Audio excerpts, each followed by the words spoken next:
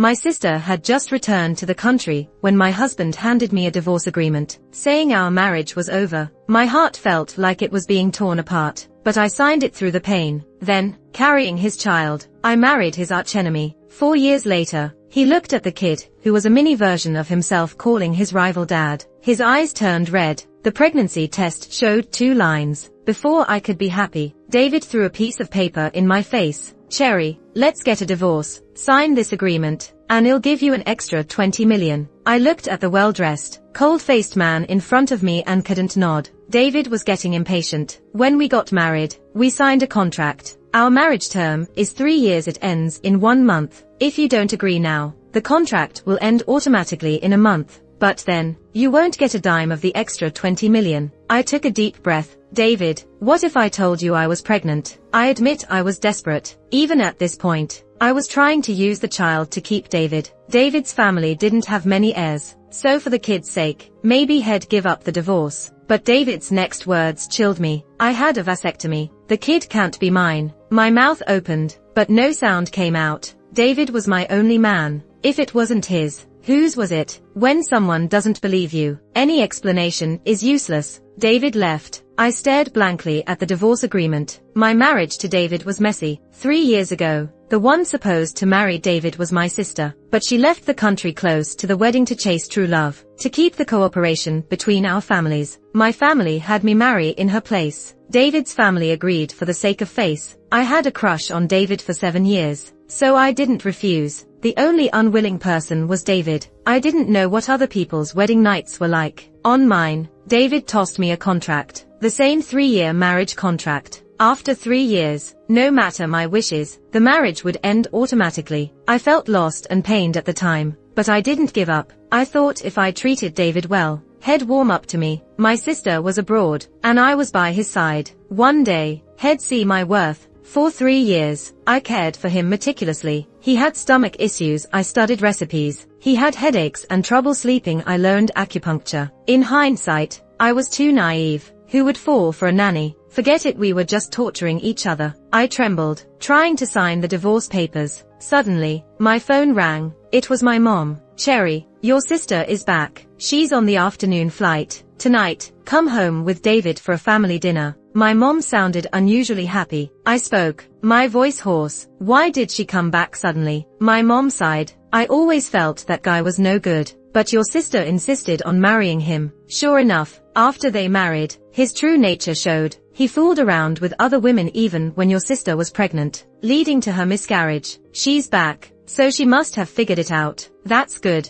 right? Don't bring up the past when you see her. Don't upset her. My mom's voice droned on, but I wasn't listening anymore. I suddenly realized why David was so eager for a divorce. Jane was back. My head spun, flooding with strange thoughts. I felt like I was living in a book. Jane was the main character, and I was the supporting role. I fell for David and married him, but gave up when the heroine returned. Later, Jane couldn't have kids. I gave up my child to them and watched them live as a happy family. I was shocked. Was I losing my mind? In that moment, I realized I no longer loved David. I put down the pen, refusing to sign. Why should I step aside just because Jane's back and let them have their happy ending? Before the divorce, I'd make them uncomfortable. I'd be a villainous supporting character. I took a cab to Cherry's house. David and Jane arrived together. Jane looked more worn out compared to 3 years ago. Not as lively, but still, she was the center of attention wherever she went. Dad and Mom surrounded her with concern. It had rained. Jane was dry, but David's sleeve was wet. I could imagine he had sheltered her under the umbrella, letting the rain drench him. With David, he always walked ahead while I followed. People can't compare, right? I pushed down my disappointment and walked to David, worried. Honey, how did your clothes get wet? I clung to David's arm affectionately. Jane's gaze shot over, her eyes vacant. David tried to pull away, but I hugged him tight. Your clothes are wet, you'll catch a cold. You're the backbone of the company. You can't get sick. Let's go upstairs and change. Watching the vein pulse on his forehead, I could see his struggle to maintain his composure, but still preserving his image as a husband. He followed me upstairs. The moment we were in the room, he shoved me away. Stop clinging to me. You're my husband. Why can't I hang on to your arm? David took a deep breath. Did you sign the divorce agreement? No. I'm pregnant. I told you I had a vasectomy. Are you sure the doctor didn't scam you? You're the only man I've been with these 3 years. Don't try to weasel out of it, I said coldly. David looked at me with a livid face. Cherry, what happened to you? For the past 3 years, I've always been the perfect wife and mother in front of David, gentle and considerate, always listening to him. He had never seen me this harsh and prickly. In reality, the gentle and considerate me was just a facade. I'm the type who never lets things go.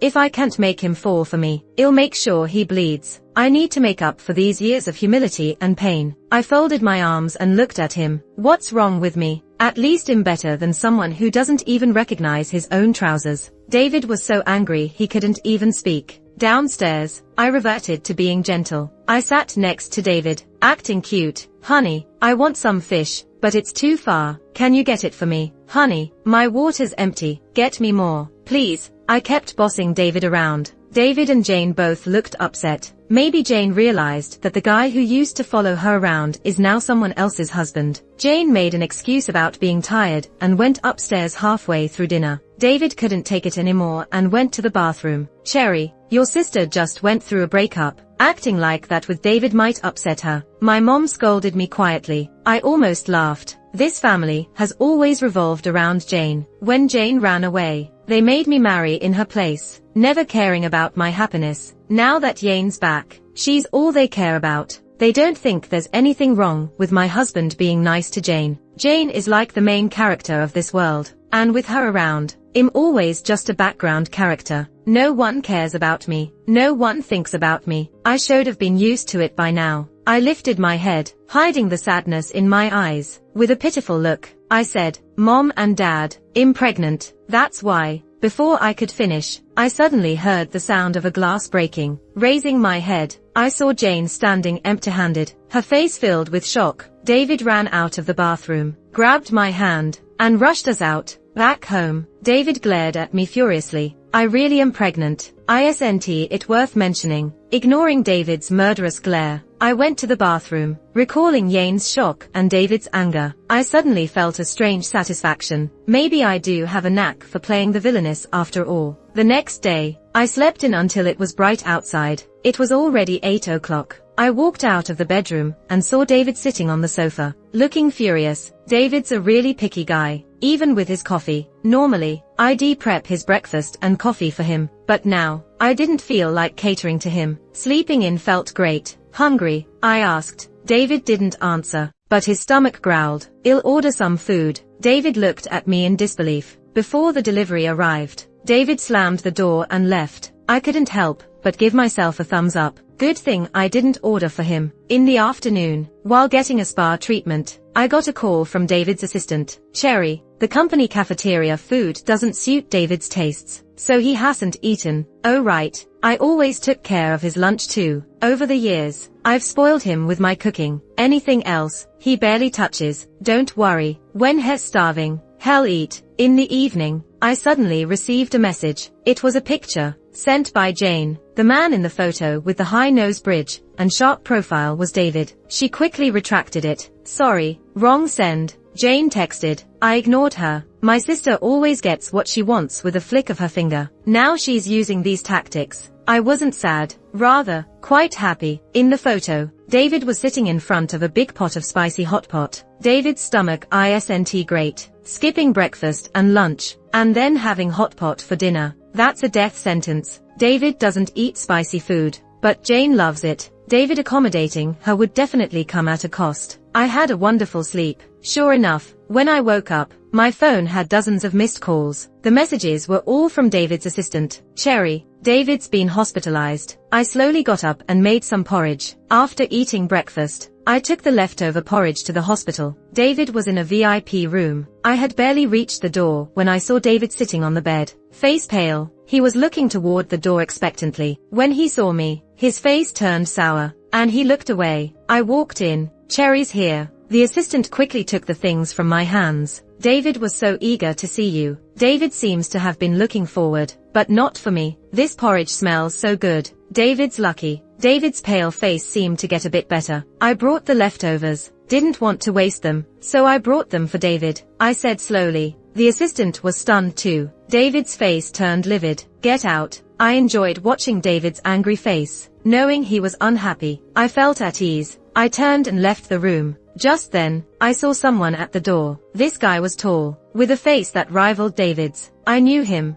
David's archenemy. Simon. He's very refined looking, but a real scumbag. Whatever David likes, Simon has to take it. Simon had tried to be Yane's backup for a while. Later, after I married David, Simon tried to hit on me too. Sometimes I even wondered if Simon liked David himself. I stared at him. Eavesdropping. Simon nonchalantly replied. How is it eavesdropping when I'm listening out in the open? Cherry. Making that man so mad. Feels good. Huh. I looked at him blankly. Stop calling me that. It's disgusting. Get lost. Cherry. Why are you suddenly so hot-headed? But, his eyes, filled with an inexplicable tenderness. That's the you I know. What he said was so baffling. I just thought he was being slick and stepped right on Simon's foot. Hearing him yelp in pain, I left satisfied. I'm definitely getting a divorce from David. Plus, I want an extra 2 million. I'm dragging this out, just to discuss David and Jane. But the child in my belly, I hesitated for a few days and finally decided to get rid of it. I made an appointment and went to the hospital for a series of tests. The doctor looked at the report. Cherry, your physical condition, you can't have an abortion. I was shocked. Actually, last night, I dreamt about that book again. In the dream, I was like a reader, flipping through the book. David is the male lead.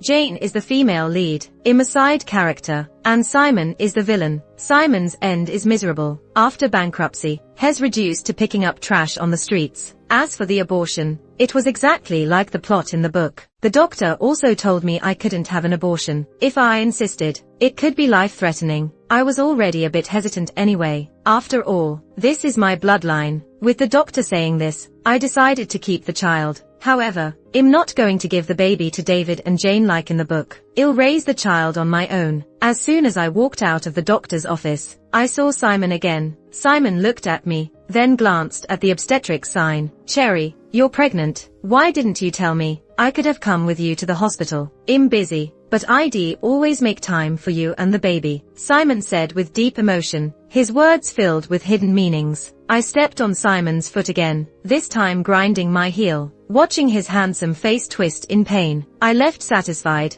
Joy turned to misfortune. Maybe it was seeing Simon suffer. I got too happy and accidentally fell down the steps. Instinctively, I held my belly. Vaguely, I felt someone rush towards me. Then, I was picked up. Doctor, come quickly. It seemed like Simon's voice. But why did he sound so anxious? I fainted shortly after. When I woke up, I saw Simon sitting by my bed. He was on a low stool with his long legs awkwardly placed. Noticing I woke up, Simon narrowed his eyes at me. Awake, Cherry, do you have underdeveloped cerebellum or something? Can't even walk without falling. Simon mocked me mercilessly. I was sure that the Simon who anxiously called for the doctor was just my imagination. Suddenly, Simon's demeanor changed. Cherry, your face looks terrible. Are you hurt? Let me blow on it for you. In that instant, a figure stepped between us. David grabbed Simon's hand. His face was extremely ugly. This is my wife, David said coldly, wanting to crush Simon with his gaze. So Cherry has a husband. I thought she came alone for a checkup because her hubby was dead, Simon retorted. David pressed his lips together and glared at Simon. Simon wasn't afraid at all. Get lost, David said coldly. David,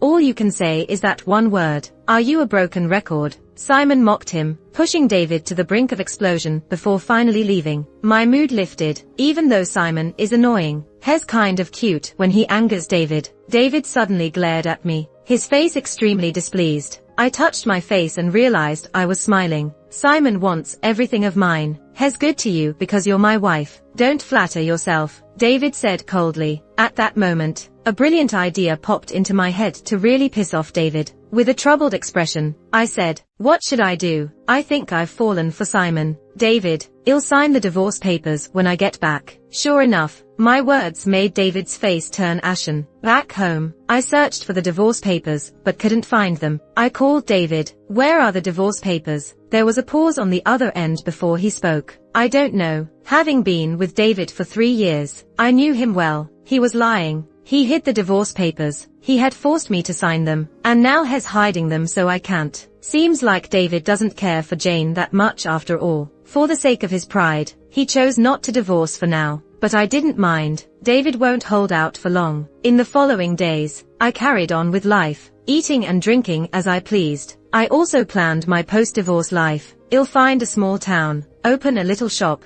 and live a simple life. Suddenly, I got a call from my mom, asking me to come home. When I returned, I saw my mom, dad, and Jane all sitting there, looking serious. As soon as she saw me, my mom came over and grabbed my hand. Cherry, I know you haven't been happy these years with David. He treats you poorly, like a maid. She looked heartbroken. I suddenly wanted to laugh. So she knew all along. I used to think she just didn't care. Like when Jane got a small bump, they rushed her to the hospital. But I had a fever all night, and no one noticed. What's worse, she knew but didn't care. Both daughters. But Jane was her precious treasure, while I was just a burden. Cherry, maybe you should get a divorce. If she's suggesting a divorce, it's definitely not for my sake. She must have other motives. I glanced at Jane. Yeah, David never liked you anyway. Why torture each other? Jane said. I spoke up. David likes you. So, Jane, you mean we get divorced, and you marry David?